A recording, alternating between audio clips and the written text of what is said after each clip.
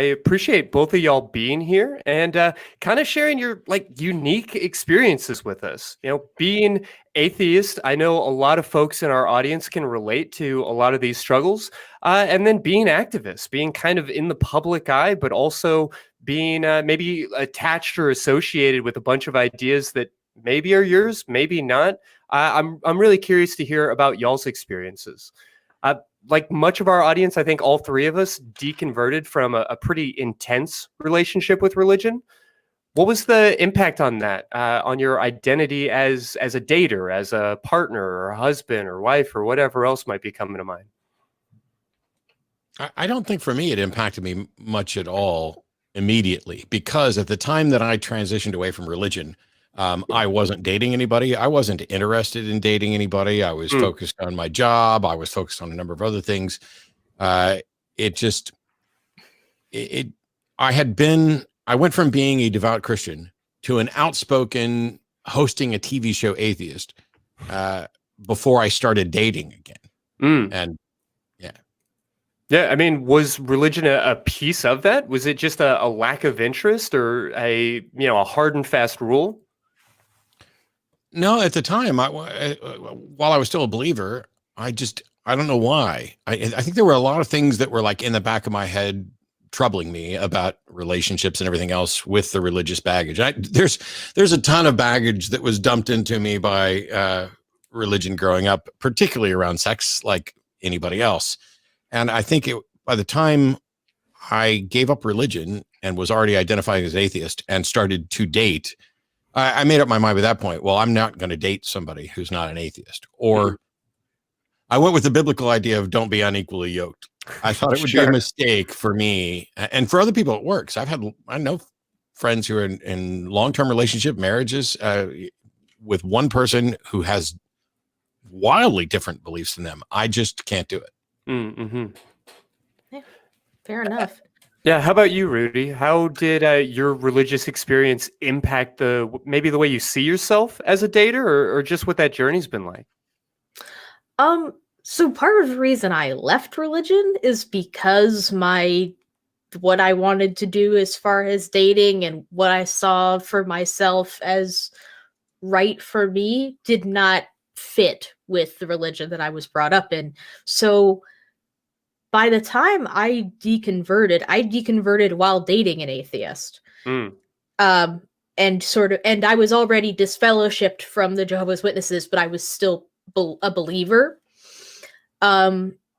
So I already had kind of disassociated myself and my desires and my thoughts about love and marriage and sex and all that from how I'd been taught. And it wasn't that I didn't think it was a sin. I still did. I still felt immense guilt. My partner can tell you that there were times where literally like I'd be up in the middle of the night sobbing like, I'm going to die at Armageddon. I'm going to get killed at Armageddon. And oh, this is a terrible mistake. But at the same time, like the next day I'd just go back to like living my life. It was real complicated. It was ugly and messy. And then at one point a light bulb switched and I was like, I don't have any good reason to believe any of that. And then it was just like, okay, now I can just do what I've already been doing without the guilt. Well, how did you and your partner navigate that? I mean, how did they support you while, not really agreeing with you as you're screaming about Armageddon and everything else?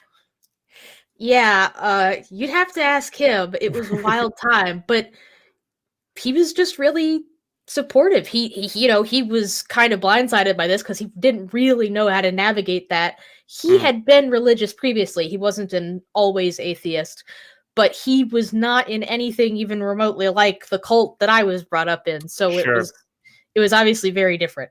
That's a real weird one. Sorry to cut in, but just no, you're right. That experience of like not wanting to one up somebody else's trauma, but also trying to say like, yeah, I get it. Like, yes, you were raised Christian and you went to church on Easter and everything. And that was like a big part of your life, I guess. But that wasn't quite the same experience. Yeah, and that was something that after I deconverted, we talked about for a little while, was sort of that difference there and how he was navigating that. There was even a point where I was so distressed that he recommended that I go to find another church to go to. You know, he was recommending that as an atheist, just so that I could have something to fill that gap. Sure. And I was like, no, I don't want that. I don't want that at all. I don't want anything to do with religion right now because, you know, I didn't want just any religion. I wanted the one that I thought was true, which I was actively not following. So, yeah. And it was real not fun for either of us, I guess, at that point. But, you know, lo and behold, he's watching the Atheist Experience. Matt says some things that I couldn't ignore, and I was like, this, you know, that version of reality makes a lot more sense because I really, like, literally outside of the context of my religious upbringing, nothing else about our relationship felt wrong. Nothing else about it seemed wrong. I couldn't justify it as wrong. So then I guess I was like, well, maybe it's not. Maybe these are totally arbitrary rules.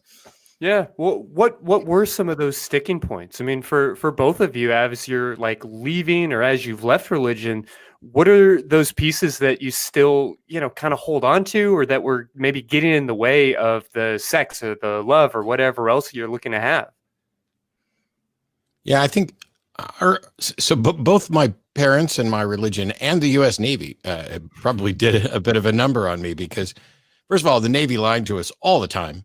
Basically, every port you got into, they had they have more incidents of AIDS here than anywhere else we're going to stop. You would hear that everywhere you go because they just wanted to discourage you from going out and having unprotected sex and stuff.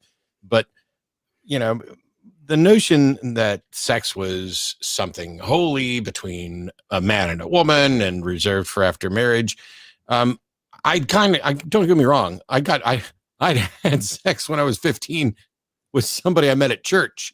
So clearly it's not going to be this is how we know abstinence only education doesn't work. But some of that baggage about what was okay and how we should go about dating and just sexuality in general hung around. And I never went like full on rebellious, like, oh, to heck with all those warnings from, you know, mom and dad and the pastors and all that. I'm just going to go, you know, bang anybody and everybody and throw caution. I never did anything like that. I was always extra cautious. And I've had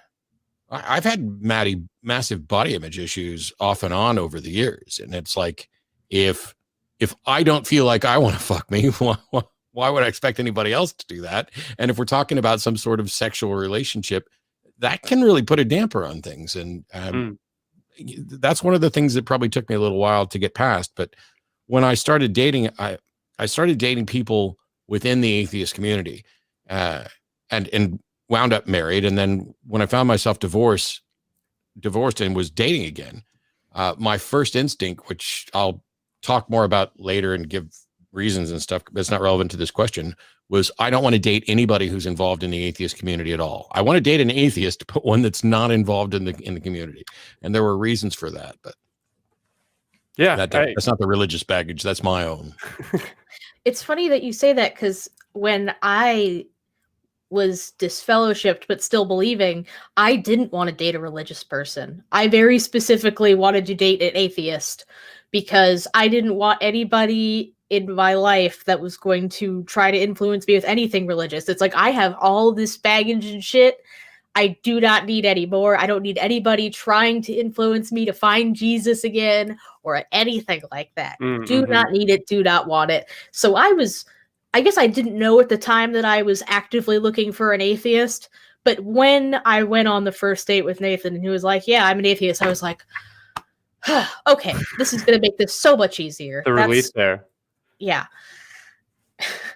But as far as my hangups, I feel like I'd already been spending the 2 or 3 years prior to me actually getting disfellowshipped losing a lot of that baggage, which is what caused me to leave because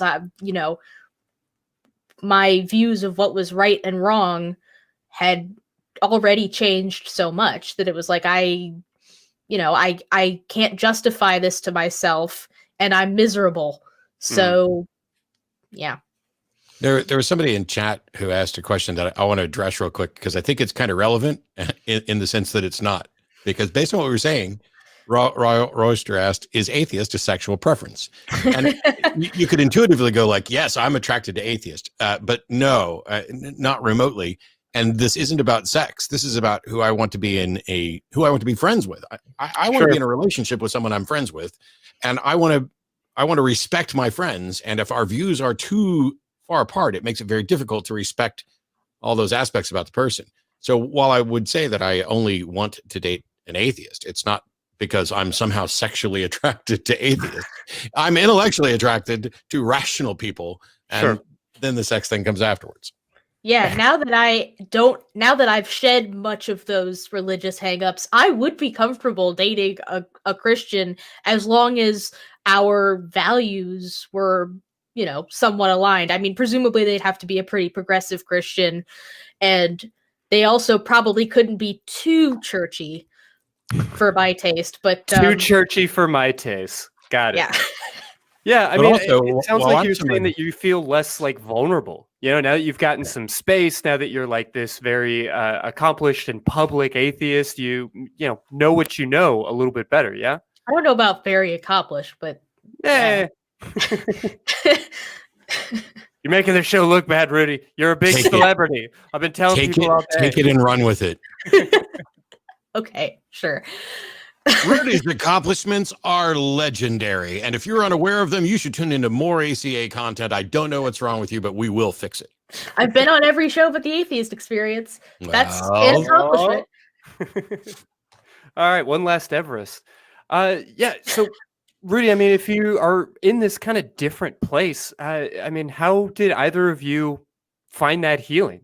Is it just sort of like rejecting religion whole cloth and then getting a little bit of space from it? Or was there anything, more specific for either of you?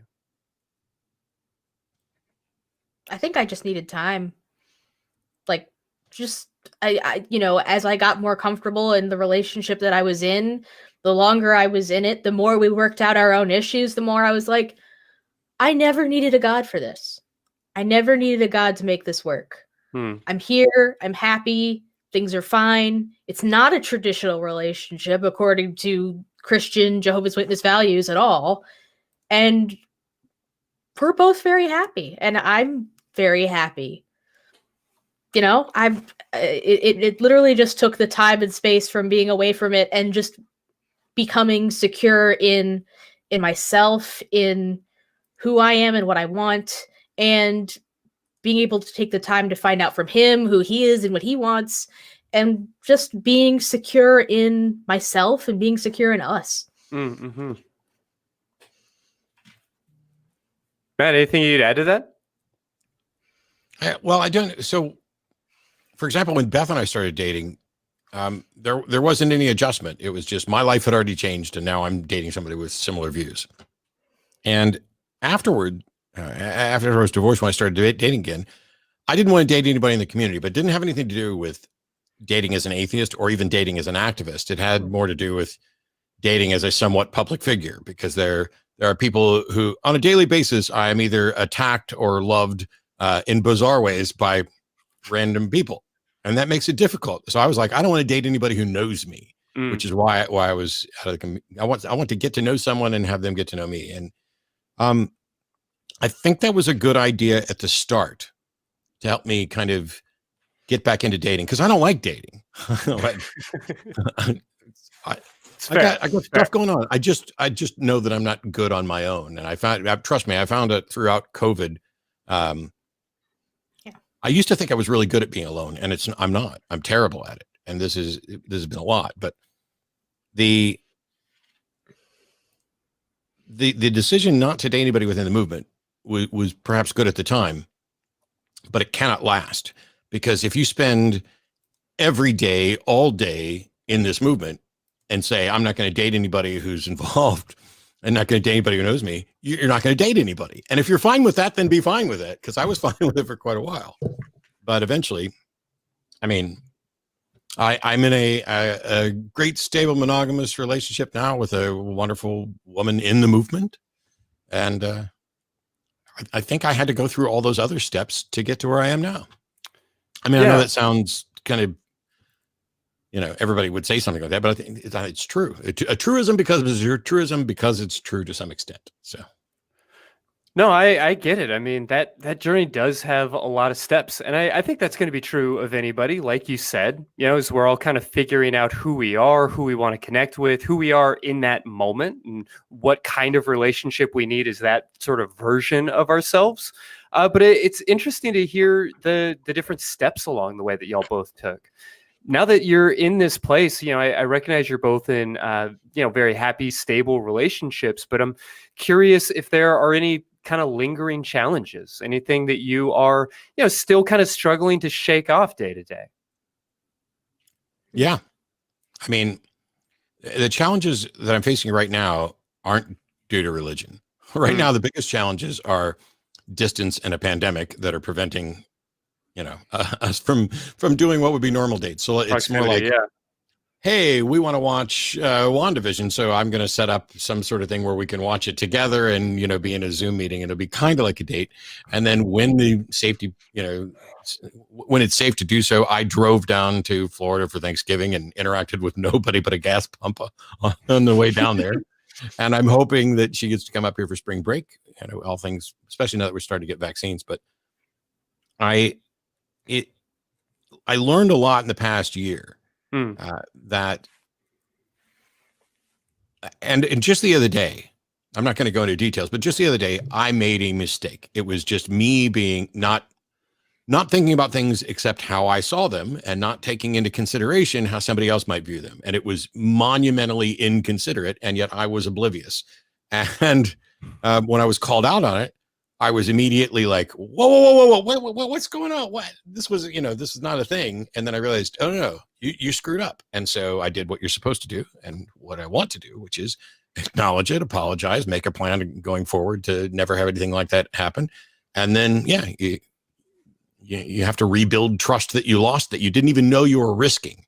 Right. And people, we're all going to do this, but every relationship that I've had that didn't work out, every single one of them was tied to a communication issue of some sort. Now, whether or not that communication problem was brought on by, in a couple of cases, mental health issues that people were going through, and so that impaired communication. In other cases, it wasn't so much about a religion itself, but about the same type of thinking that we might put religion in, where I was okay with somebody that wasn't religious, but they were into more woo than I was. And while I was willing to kind of let them be them, you can't be the guy who goes on TV to talk about how, this is bullshit and this is bullshit and this is bullshit. And then have your partner, looking at you afterwards and talking about wooey stuff. So it's almost every one of them was a communication issue. Yeah, I mean, communication and then just worldview, wanting to be with somebody that sees the world close enough to the way you see it so that you can sort of complement each other and get a wider understanding of things without being, completely opposed to it. I know we mentioned a couple of times this idea of dating somebody who is religious and whether or not we would. And when it works because people may have, some different fundamental beliefs about the universe, but are still able to kind of get together and agree on what's right and wrong and what we should do about those ideas. Has that been y'all's experience?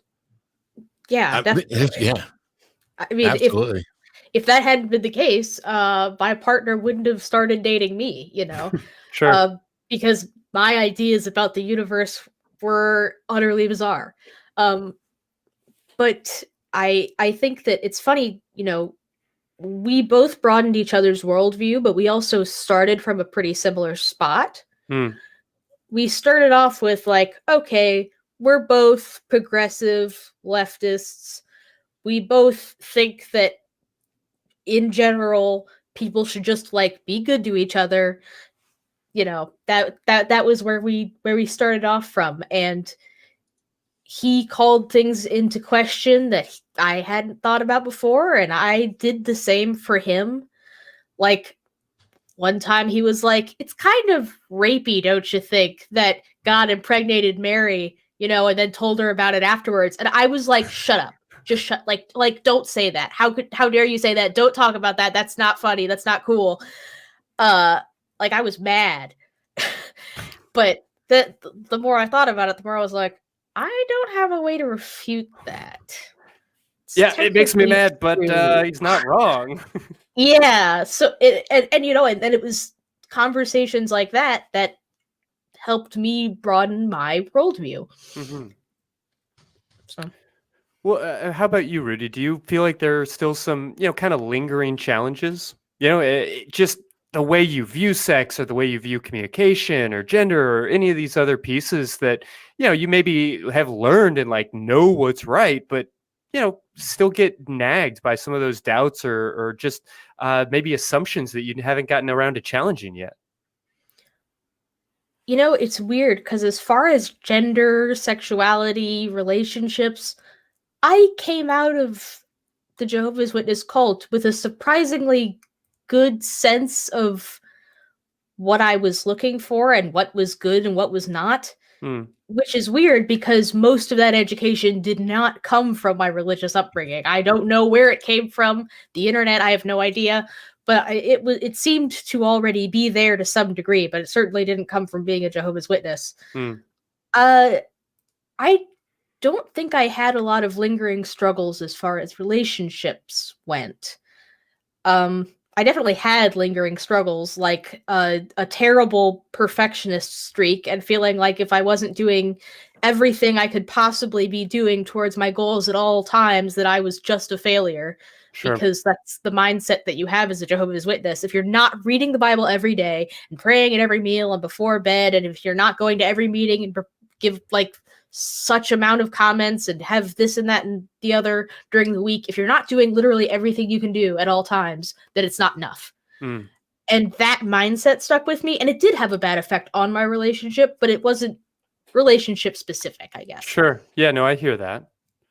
I love what Rudy's saying about not knowing where those ideas come from. Although in my case, I can't give credit to the internet because I started having some of these ideas before there was an internet to mess around on. And I don't know where they would have come from other than I've tended to give credit for eye-opening things that were subversive with regard to my religious beliefs to music, comedy, some science education, even a little Schoolhouse Rock. There's some Schoolhouse Rock that is a little crappy, wooey, God focused. And then there's other stuff where it's just you learn something. And I haven't gone back. I don't want to go back and watch. I have the box set. I'm a huge fan of Schoolhouse Rock. and I can do most of them off the top of my head. I don't want to go back and watch the one on pronouns because I'm sure I know it's going to be exclusive now, even though everything it teaches is still absolutely the case. I found him and he found me and they found an aardvark. I can't see we had those all on DVD and we would just watch them nonstop. Oh my goodness. Yeah, they're my favorite things. But now when I go back and listen, 3 is a magic number annoys me just a little bit, but not much. And still they're stuck in my head. I can tell you the preamble to the Constitution of the United States. There's no reason for me to know that word for word, but I know that sucker word for word thanks to Schoolhouse Rock. Because it was said to you in song form. Yeah. And so I don't know why we're not along, right? I don't know why we're not still doing more of that. You want to figure out how to teach critical thinking? Write some funny damn songs, put them in a cartoon, and stick them in schools. You're not wrong. That's an argument from ignorance, and here's how it goes. Oh, I need to find somebody who animates and get with you on that, Matt. That's a great idea.